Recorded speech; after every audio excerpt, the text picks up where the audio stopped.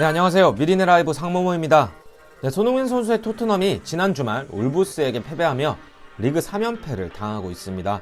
콘테 감독 부임 이후 4위권 진입을 눈앞에 두고 있던 토트넘이었지만 지금 계속 미끄러지고 있죠. 그리고 돌아오는 주말 리그 최강 맨시티를 만나게 되는 토트넘입니다. 승리를 더더욱이 장담할 수 없는 토트넘이죠. 이런 토트넘의 월드 클래스라 불리는 선수가 딱 두 명 있죠. 바로 손흥민 선수와 케인 선수입니다. 대한민국과 잉글랜드의 국가대표팀 주장이자 토트넘에서의 핵심이라고 할 수 있는 두 선수의 이적설은 재계약을 하더라도 끊임없이 나오고 있습니다.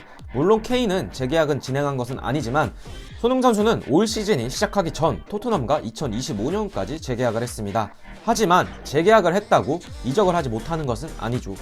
구단 간의 합의 및 이해관계가 들어맞게 된다면 적절한 이적료를 지불하고 선수를 이적시킬 수도 있는 것인데요. 현재 토트넘에서 가장 골을 많이 넣고 있는 선수가 손흥민 선수이고 사실 다른 팀으로 이적한다는 것은 쉽지 않아 보이긴 합니다. 손흥민 선수의 전성기가 도래했고 이제 곧 30에 접어들게 되니 손흥민 선수의 커리어에서 우승 트로피를 들어올리기 위해선 팀을 떠나야 한다는 이야기를 하시는 분들도 있죠.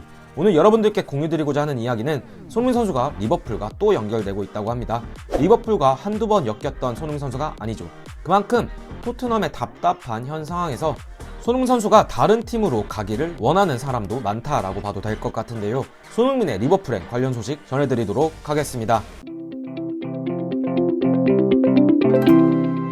네, 손흥민 선수와 리버풀의 클롭 감독과의 연은 독일의 분데스리가 시절부터 올라가죠. 클롭 감독과 손흥민 선수의 연에 대해서는 조금 뒤 설명을 드리고 클롭 감독과 관계가 깊은 손흥민 선수이기 때문에 손흥민은 리버풀과 지속적으로 연결이 되었었습니다.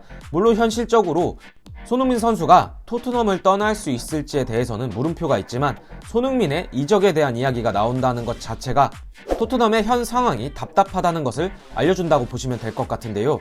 손흥민의 리버풀 이적 관련 찌라시는 처음 나온 게 아닙니다. 약 2달 전에도 손흥민 선수의 리버풀 이적 찌라시가 나왔었죠. 지난 2달 전 토트넘에서 뛰었던 조나단 우드게이트가 손흥민이 리버풀로 갈 수도 있다는 언급을 한 적이 있습니다.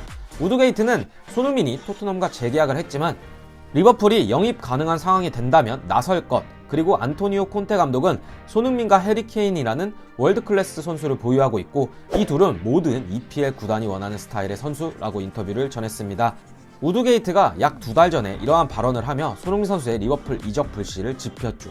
그런데 이번에 또 손흥민의 리버풀행이 언급되었습니다.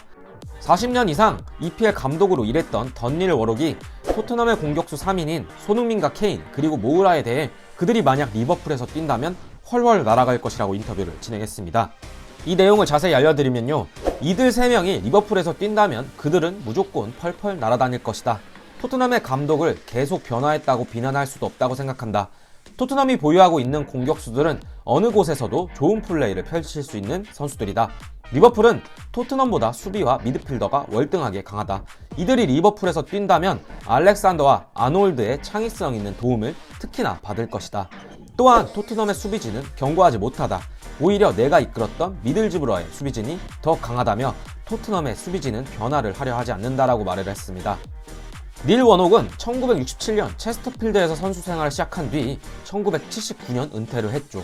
이후 하더즈필드, 셰필드, 크리스탈 팰리스, 퀸즈파크 레인저스 등 다양한 잉글랜드 클럽에서 40년 넘게 감독 생활을 했습니다. 2020년 6월에는 미들즈브러 지휘봉을 잡은 뒤 지난해 11월까지 팀을 이끌었었죠. 외부에서 보더라도 손흥민 선수가 리버풀의 클롭 감독에 어울리는 축구 스타일을 가지고 있으며 토트넘이라는 팀보단 리버풀이라는 팀에 어울리는 선수라고 할 것 같은데요. 리버풀과 토트넘과의 프리미어리그 18라운드 경기에서 토트넘이 강팀 리버풀을 상대로 비겼었죠. 손흥민 선수의 리그 7호 골에 힘입어서 말이에요. 이날 경기에서 손흥민 선수는 아주 좋은 모습을 보여줬었지만 클롭 감독은 심판의 판정에 대한 불만을 토로했었습니다.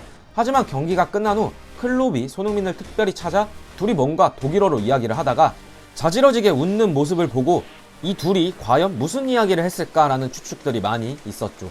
그 경기 이전에 손흥민 선수가 코로나에 걸렸다가 회복하고 돌아왔었고 클롭과 손흥민 선수의 대화가 코로나 관련 이야기가 아니었을까라는 추측들이 있었습니다. 그리고 코로나 관련 이야기를 하지 않았다면 클롭이 리버풀로 오는 거는 어때? 라는 농담 섞인 말들이 있었을 것이다 라는 추측들이 있었죠. 물론 둘만의 대화이기 때문에 경기가 끝난 후 클롭과 손흥민이 어떤 내용의 대화를 했는지는 밝혀지진 않았습니다. 클롭이 리버풀을 지휘하며 리버풀을 리빌딩시켜 현재 맨시티, 첼시와 함께 리그 최강의 모습을 보여주고 있죠. 이런 클롭 감독과 손흥민 선수의 관계는 손흥민 선수가 함부르크에 있을 당시부터 올라가게 됩니다. 손흥민이 독일의 함부르크와 레버쿠젠에서 뛰던 시절 유독 클롭이 이끌던 도르트문트와의 경기에서는 강한 모습을 보여줬었고, 클롭 감독도 이런 손흥민 선수를 눈여겨보고 있었다고 합니다. 그리고 클롭도 실제로 자신의 팀의 강한 모습을 보여줬던 손흥민 선수에 대해 칭찬을 많이 했었다고 하죠.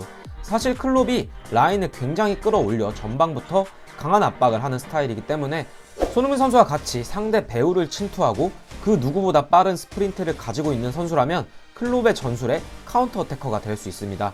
그리고 2019년 챔피언스리그 결승전에서 패배하고 우승에 실패한 뒤 주저앉아 눈물을 흘리던 손흥민 선수를 클롭 감독이 직접 안아주며 위로해주던 모습도 화제가 되긴 했었습니다. 독일에서부터 시작된 연이 손흥민 선수가 프리미어리그로 이적하면서 또다시 관계를 이어갈 수 있었다고 보면 될 것 같은데요. 같은 팀의 선수와 감독으로 사제지간을 맺은 적은 없으나 클롭과 손흥민은 독일의 분데스리가 시절부터 꽤나 긴 인연을 갖고 있다고 보시면 됩니다. 명장 클롭도 손흥민을 높이 평가하고 있고, 리버풀이 현재 리그에서 강팀이다 보니 재계약을 진행한 손흥민 선수의 리버풀 이적에 대한 이야기가 사그라질 때 되면 한 번씩 나오고 있는 것 같습니다. 손흥민 선수가 더욱 좋은 팀에서 뛰며 우승컵을 들어 올리는 모습, 선수 커리어에 있어서는 꼭 한번 봤었으면 좋겠다라는 게 저희의 사견인데요. 토트넘의 콘테 감독이 사실상 토트넘이 빅4로 들어갈 확률은 1%밖에 되지 않는다고 말을 전했다고 합니다. 그만큼 토트넘이 연패를 당하며 힘든 상황에 처해 있는 것은 맞지만 어찌되었건 손흥민 선수는 이번 시즌 토트넘 소속으로 프로 선수답게 최선을 다해야 하는 모습 보여줘야 한다고 생각을 합니다. 이번 주말 리그 최강 맨시티와의 경기를 잘 치러낼 수 있을 것인지 일단 걱정이 되는데요. 그래도 맨시티와의 경기에서 유독 강한 모습을 보여줬었던 손흥민 선수이고, 리그 1라운드 개막전에서 맨시티를 상대로 골을 넣었던 손흥민 선수이기 때문에 이번 주말 치러지는 맨시티와의 경기에서 어떤 모습을 보여줄 수 있을지 정말 궁금합니다. 네, 이번 영상은 여기까지고요. 저희 영상 끝까지 시청해주셔서 감사드립니다. 오늘 저희의 영상이 괜찮으셨다면 구독과 좋아요 그리고 알람 설정을 부탁드리면서 영상 이만 마치도록 하겠습니다. 감사합니다.